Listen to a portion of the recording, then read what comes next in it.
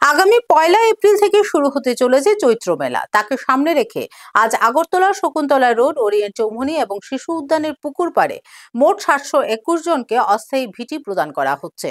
এসব এলাকায় আগরতলা পুর নিগমের তরফ থেকে জায়গা চিহ্নিত করে দেওয়া হচ্ছে।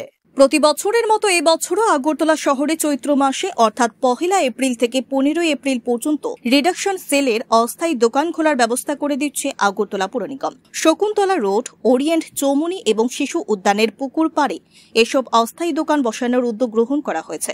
আগরতলা পুর নিগমের পক্ষ থেকে শনিবার সকাল থেকে এসব এলাকায় 721 জন ব্যবসায়ীকে অস্থায়ী ভিটি প্রদানের লক্ষ্যে স্থান নির্ধারণ করে দেওয়ার কাজ শুরু হয়েছে।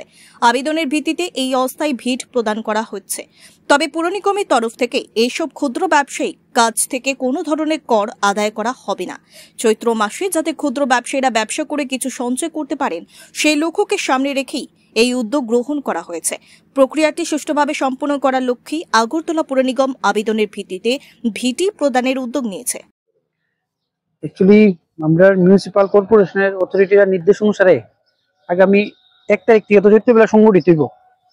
আমরা শকুন্তলা রোডের মধ্যে মার্কিং করে আইছি, শিশু উদ্যান বিপণী বিদ্যানের সামনে মার্কিং করতেছি, যাতে ব্যবসায়ীরা যারা আছে তাদের কাছে যে টোকেন দিয়েছে টোকেন নাম্বার অনুযায়ী তারা যাতে বসে সুস্থভাবে ব্যবসা করতে পারে।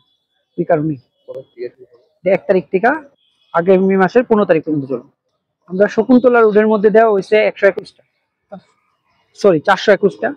এই রোডের মধ্যে আছে 100টা, আর কিন্ডার পার্কের পুকুর পাড়ের মধ্যে আমরা 150টা দোকান দিই।